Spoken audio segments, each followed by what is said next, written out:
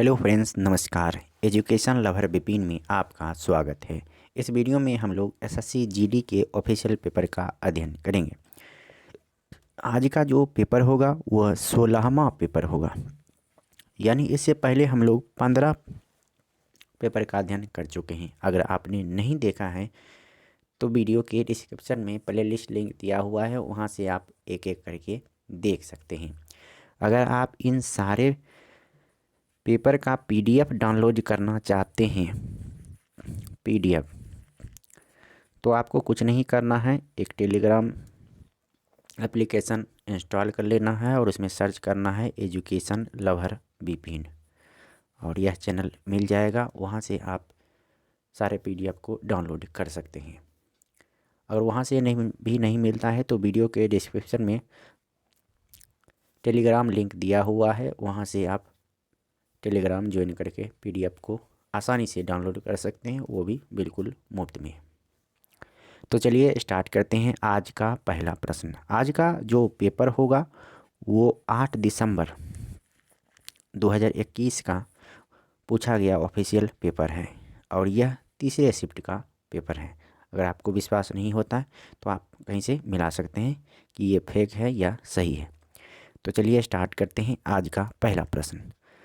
Start करने से पहले बता दें कि आज नहीं, प्रत्येक वीडियो में हम 50 प्रश्नों का अध्ययन करते हैं।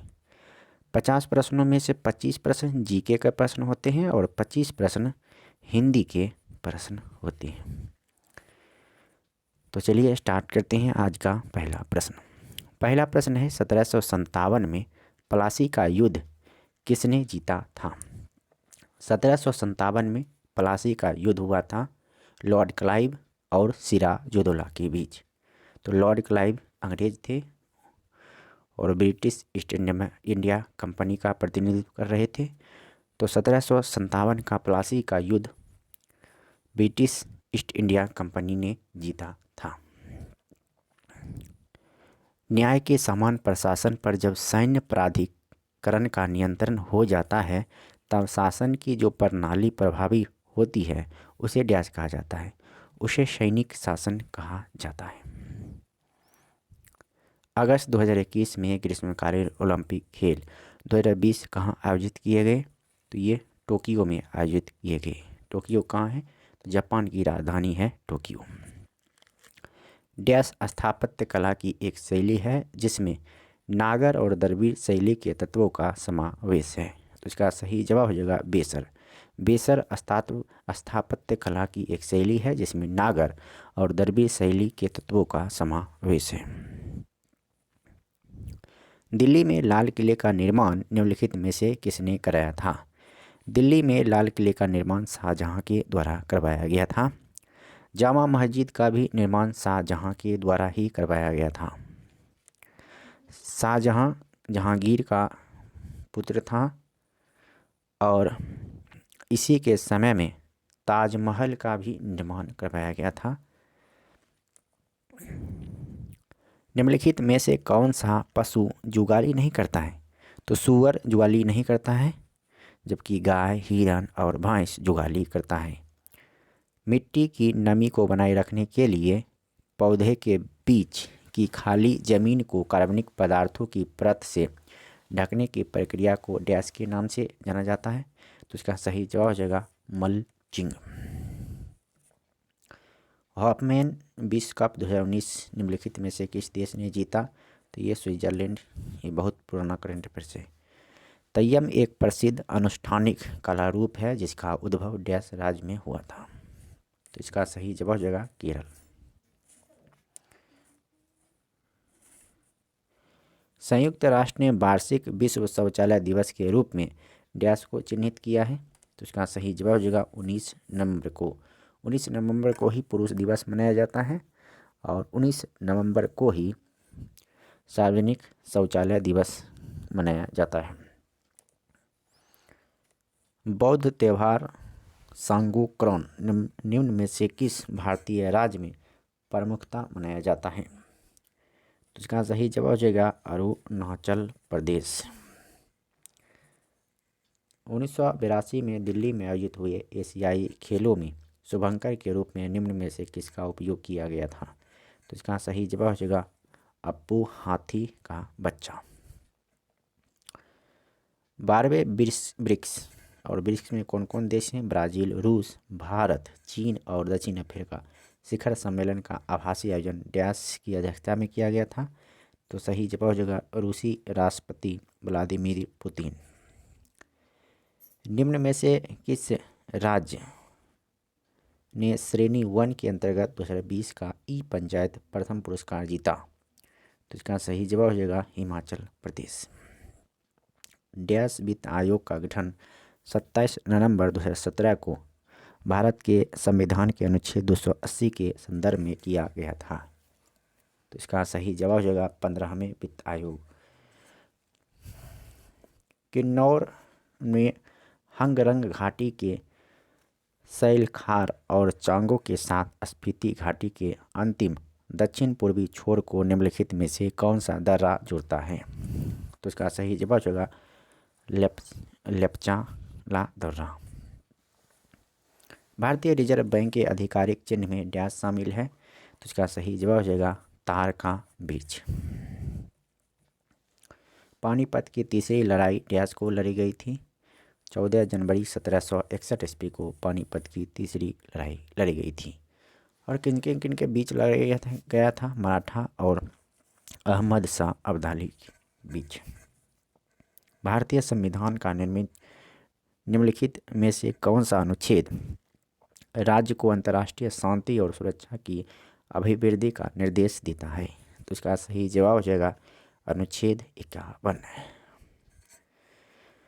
नवंबर 2020 में निम्नलिखित में से किस बैंक के साथ भारत सरकार ने मेघालय के परिवहन क्षेत्र में सुधार और आधुनिकीकरण के लिए $120 मिलियन की परियोजना पर हस्ताक्षर किए थे? तो इसका सही जवाब हो जाएगा विश्व बैंक। अगला प्रश्न है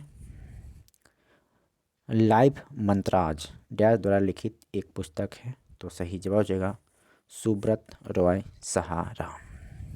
डैश का वंश नाम कुकुरविता है? तो इसका सही जवाब हो जाएगा कद्दू।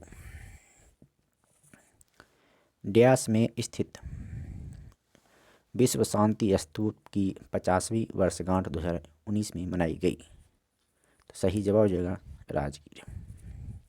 निम्नलिखित में से किस फसल के उत्पादन के लिए प्रति हेक्टेयर अधिकतम पानी की आवश्यकता होती है? सही जवाब हो जाएगा गन्ना। निम्नलिखित में से किसे उस बिंदु के रूप में निर्धारित किया गया है जहां संतुलित मूल्य के साथ किसी उत्पाद हेतु आपूर्ति मांग के बराबर होती है? सही जवाब हो जाएगा बाजार संतुलन। तो अब यहाँ से हिंदी के प्रश्न स्टार्ट होते हैं। तो ये एक वाक्य दिया हुआ है, इसमें 4 खंड दिए हुए हैं। तो किस खंड में त्रुटि है बताना है। विवेकानंद का देश सदा आभारी रहेगा। तो पहले खंड में त्रुटि है विवेकानंद का देश, ये यहाँ गलत लगता है। मुझे टमाटर गर्म सूप पीना बहुत अच्छा लगता है, जो अंडरलाइन किया हुआ है वो गलत है। तो इसमें सही क्या होगा? तो मुझे गर्म सूप पीना बहुत अच्छा लगता है। जो स्त्री विद्वान हो, इस वाक्य के लिए एक सार्थक शब्द हो जाएगा। जो स्त्री विद्वान हो उसे कहा जाता है विदुषी, और जो पुरुष विद्वान हो उसके लिए एक शब्द का इस्तेमाल होता है विद्वान का। मैंने एक गाय और एक भैंस डैश खरीदी। निम्नलिखित में से शुद्ध वर्तनी वाला शब्द कौन सी है? तो निष्पक्ष जो यहाँ लिखा है ये सही है। भीगी बिल्ली बनना मुहावरे का अर्थ क्या है? सहम जाना। भार झोंकना का क्या अर्थ हो जाता है मुहावरे का? भार झोंकना यानी व्यर्थ समय खोना। पोषक का विलोम शब्द क्या हो जाएगा? शोषक। पोषक का विलोम शब्द हो जाएगा शोषक। शुद्ध वर्तनी वाला शब्द कौन सा है इनमें से? तो ये दुष्कर यहाँ सही है। आदान का विलोम शब्द क्या हो जाएगा? आदान का विलोम शब्द हो जाएगा प्रदान। 2 दिन से डैश में ठंडक है? तो 2 दिन से मौसम में ठंडक है। इस लोक से संबंधित के लिए आ जाएगा लौकिक।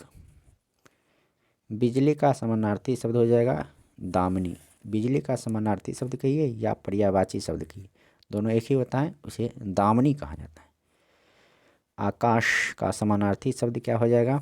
आकाश का समानार्थी शब्द हो जाएगा अंबर। अब एक वाक्य है, उसमें 4 खंड दिए हुए हैं, तो कौन से खंड में त्रुटि है वो बताना है।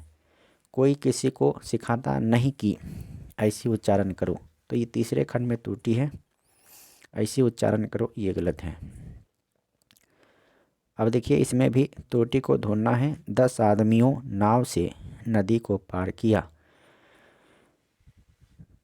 तो देखिए 10 आदमियों ने नाव से नदी को पार किया, तो सभी सही है, तो यहाँ इसमें कोई त्रुटि नहीं है।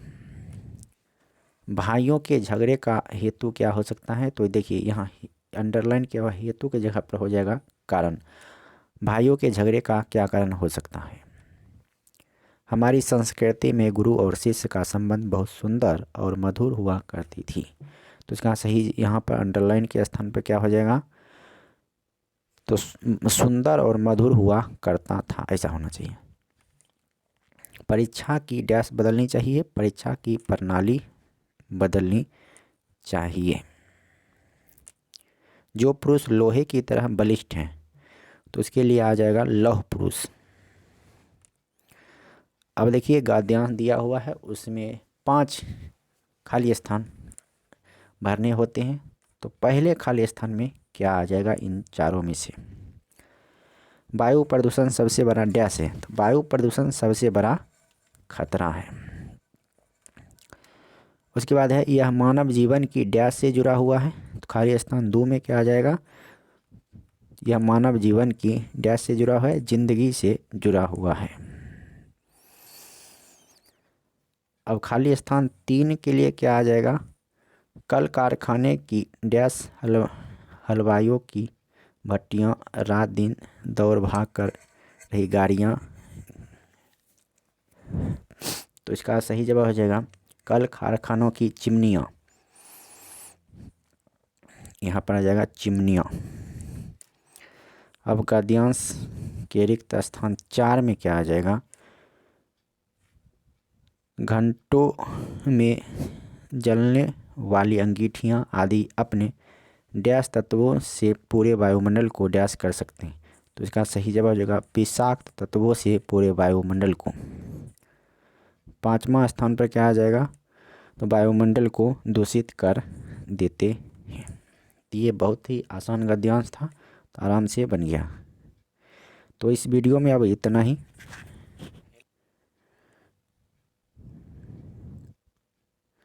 अब फिर मिलते हैं नेक्स्ट वीडियो में, और नेक्स्ट वीडियो में हम लोग